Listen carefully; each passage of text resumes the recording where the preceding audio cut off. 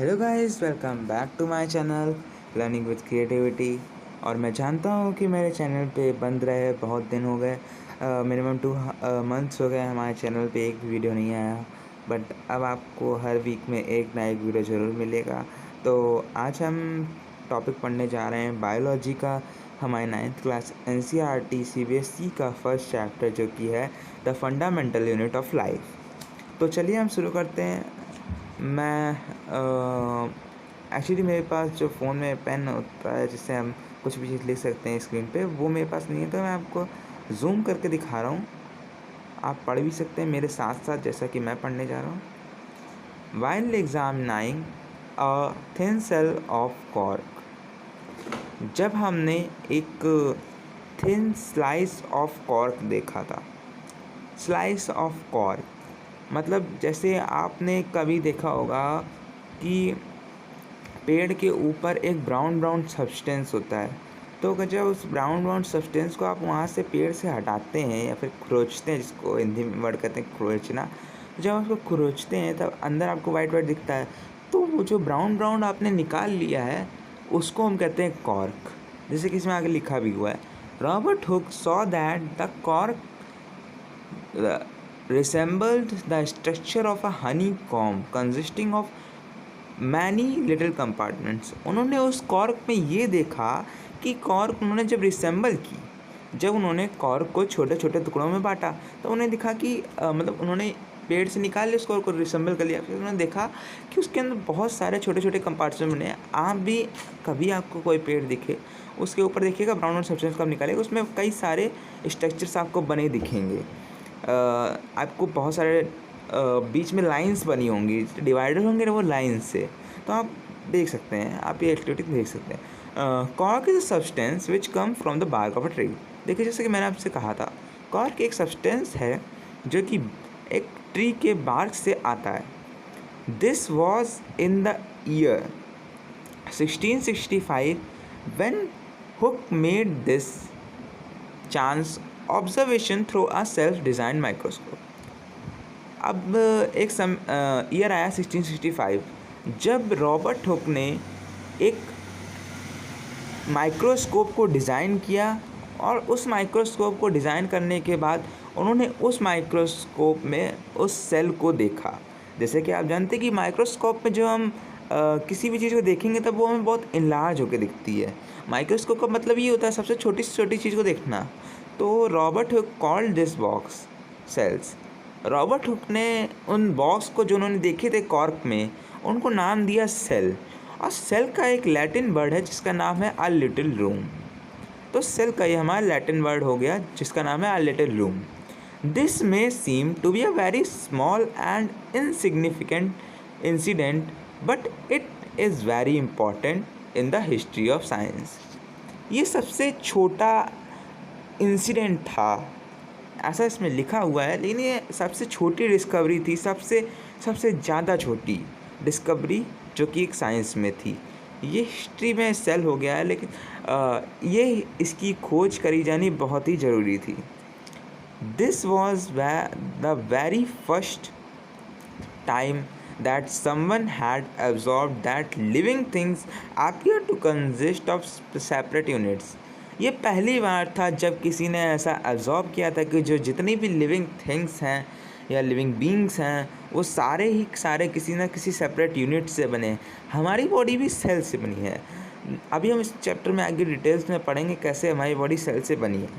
तो अब पढ़ते हैं हम the use of the word cell. The use of the word cell to describe these units is being used till this day in biology। तो जो separate units उन्होंने कहा है, सेपरेट यूनिट्स कि हर एक लिविंग बींग्स एक सेपरेट यूनिट से बना है, तो उनको उन्होंने नाम दे दिया सेल। और ये सेल तब तक रहेगा जब तक हमारे इस वर्ल्ड में बायोलॉजी शब्द रहेगा, तब तक ये सेल वर्ड भी रहेगा।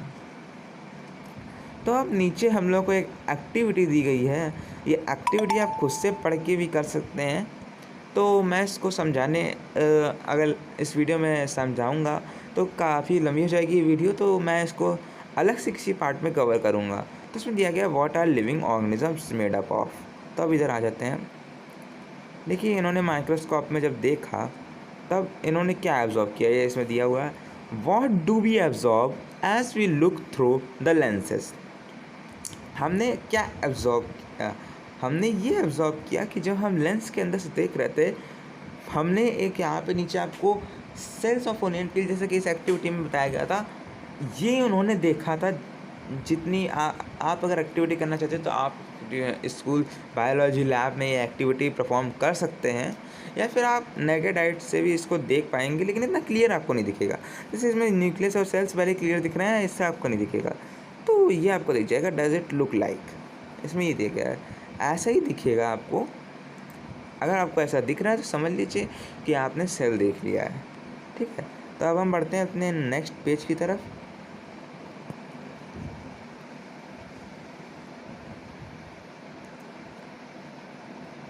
We can try preparing temporary mounts of cells of onions of different sizes। जो ओनियन के ऊपर पील होती है, कभी भी आप ओनियन को छील के देखिएगा, छील के मतलब उसके ऊपर की जो लेयर्स चढ़ी होती हैं, उस लेयर्स को उतार के देखिएगा, आपको हर एक लेयर के अंदर एक ना एक लेयर दिखती चली जाएगी। और एक लास्ट टाइम पे एक आपको सिर्फ छोटा सा बॉल टाइप का दिखेगा, बहुत ही छोटा सा। अब उस बॉल का शेप जो होगा वो ओनियन के तरीके होगा, लेकिन उसके ऊपर जो लेयर्स थी उनको हम सेल कह सकते हैं। उन लेयर्स से मिल के ही वो ओनियन बना था। इसी तरीके से सेल जो है वो भी एक टिश्यू बनाता है, और टिश्यू हमारे ऑर्गन्स बनाता है, और ये सब चीज़ें जब परफॉर्म करते हैं तब हमारी बॉडी बनती है। अब इसमें दिया गया है व्हाट आर दीज स्ट्रक्चर्स, ये स्ट्रक्चर्स कैसे दिखते, these structures look similar to each other, क्या ये स्ट्रक्चर जो हैं वो एक दूसरे से सिमिलर मतलब समानांतर दिख रहे होंगे, एक दूसरे जैसे दिख रहे होंगे। Together they form a big structure, क्या उन्होंने एक बिग स्ट्रक्चर फॉर्म किया like an onion bulb. Yes, बिल्कुल किया। मैंने अभी आपको बताया कि जब उसको जब इकट्ठा कर लेंगे तब एक बल्ब बन जाएगा, onion bulb. We find from this activity, हमने इस एक्टिविटी से ये खोजा, onion bulbs of different sizes have similar small structures visible under a microscope. उनके अंदर सिमिलर स्ट्रक्चर्स होते हैं जो कि हमारे माइक्रोस्कोप के अंदर विजुअल होते हैं। आप कभी भी ये एक्टिविटी परफॉर्म कर सकते हैं और देख सकते हैं। This the cell of the onion peel will all look the same regardless of the size of the onion they come from. The cells of the onion peel we all look, जो cell onion पील के हमने देखे वो same थे, regardless सबका size भी same था। These small structures that we see are the basic building units of the onion bulb. These structures are called cells. ये जो छोटे छोटे स्ट्रक्चर जिन्होंने एक बल्ब ओनियन बल्ब बनाया, इन्हीं स्ट्रक्चर्स को हम सेल भी कहते हैं। नॉट ओनली इन ओनियन, ये सिर्फ एक ओनियन में नहीं है। ओनियन एक ऐसी चीज़ है इसमें हम आपको नेकेड आइट से भी या माइक्रोस्कोप से दिखा सकते हैं, और कोई ऐसी चीज़ इससे कॉर मिलता नहीं इतनी जल्दी ना। तो but all organisms that we absorb, कहने का मतलब ये है कि जितने भी ऑर्गेनिजम्स हैं, जितने भी लिविंग ऑर्गेनिजम्स हैं, वो सारे सेल से बने हैं। भले ही वो सिंगल सेल से बने हों, चाहे वो मल्टी सेलुलर, जिससे आपने पढ़ा होगा 8th क्लास में भी सेल था चैप्टर एनसीईआरटी में, तो उसमें आपने पढ़ा होगा यूनिसेलुलर, मल्टी सेलुलर। यूनिसेलुलर क्या होता है, अमीबा होता है, पैरामीशियम होता है, ये सब यूनिसेलुलर्स में आ जाते हैं। मल्टी सेलुलर और भी आते हैं। तो अब इसके आगे पढ़ते हैं। ये हमको एक सेल की डिस्कवरी दी गई है। येलो बॉक्स जो है ये बहुत ही इंपॉर्टेंट है, ये कभी कभार पूछा जाता है एग्ज़ाम में। तो कभी कभार क्या मोस्टली पूछा जाता है, 1-2 नंबर का एक क्वेश्चन आता है एमसीक्यूज़ में, इसमें आप कन्फ्यूज़न हो सकती है, इसलिए मैं अभी इसको भी कवर कर लेता हूँ। Cells were first described by Robert Hooke. Cell जो है वो सबसे पहले डिस्कवर किया गया था रॉबर्ट हुक के द्वारा। रॉबर्ट हुक ने सेल को देखा था सबसे पहले, जैसे हमने पढ़ चुके हैं, 1665 में देखा था। ये डेट भी आप याद रख लीजिएगा। और किसने देखा था, रॉबर्ट हुक ने। रॉबर्ट हुक ने सिर्फ इसकी डिस्कवरी दी थी, उन्होंने इसको एलेबोरेट नहीं किया था, सिर्फ डिस्कवरी की थी। उन्होंने बताया सिर्फ एक सेल नाम की चीज़ होती है। He absorb the cell in a कॉक slice with the help of a permanent microscope. इन्होंने सेल को कॉर्कस्लाइस में सेल को देखा था अपना एक प्राइमरी माइक्रोस्कोप बना के। उसके बाद आए 1664 में लियोनार्ड हुक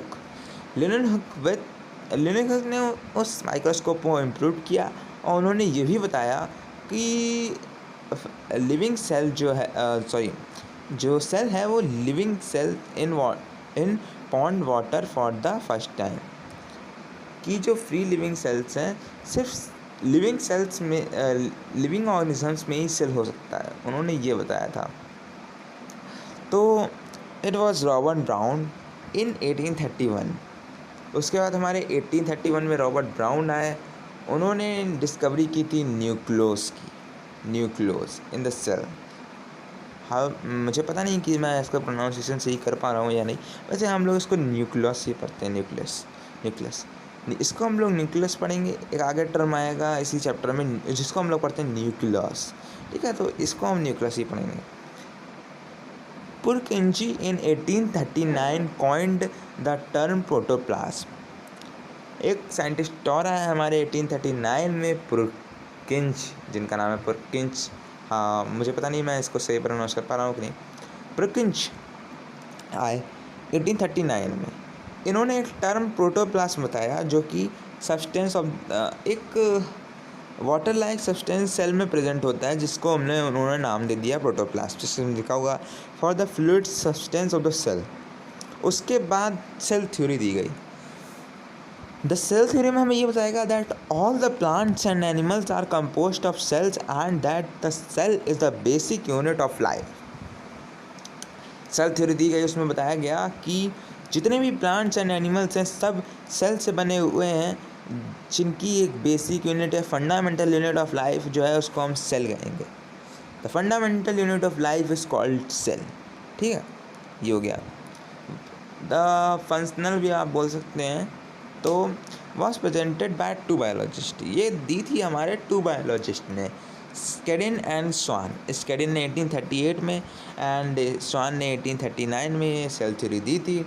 उसके बाद वर्क्यू ने इसको और भी कर दिया। उन्होंने ये बताया कि जो सेल हैं वो अराइज होते हैं प्री एग्जिस्टिंग सेल्स से, मतलब जो सेल हैं वो पहले प्री एग्जिस्टिंग सेल्स से बनते हैं। तो उसके बाद with the discovery of electron microscope, जब बहुत ज़्यादा एवोल्यूशन आ गया, रेवोल्यूशन आप कह सकते हैं, जब बहुत ज़्यादा रेवोल्यूशन हो गया, क्रांति आ गई, उसके बाद हमारे पास इलेक्ट्रॉन माइक्रोस्कोप बन गया 1940 में। It was possible to absorb, उसके बाद ये पॉसिबल हो गया एब्जॉर्व करना, अंडरस्टैंड करना, समझना कि complex structures of cell and its various organelles. Cell के कॉम्प्लेक्स स्ट्रक्चर्स को, कि सेल्स के कैसे कैसे स्ट्रक्चर्स हो सकते हैं और उसके वेरियस ऑर्गेनल्स को समझना बहुत ही ज़्यादा सिंपल हो गया।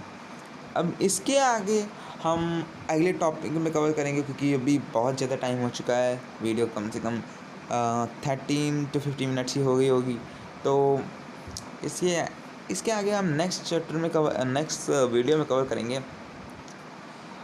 Thank you for watching. अगर हमारे आपको ये वीडियो अच्छी लगी हो और इससे अगर आपको कोई मदद मिली हो समझने में, जैसे कि आप इंग्लिश टू हिंदी ट्रांसलेशन नहीं कर पा रहे हैं, तो आपको इससे कोई हेल्प मिली हो तो आप मेरी वीडियो को लाइक ज़रूर कर दीजिएगा, अपने दोस्तों के साथ इसको शेयर ज़रूर कर दीजिएगा, और अगर आपको ये वीडियो बहुत ही ज़्यादा अच्छी लगी हो तो हमारे चैनल को सब्सक्राइब भी कर दीजिएगा।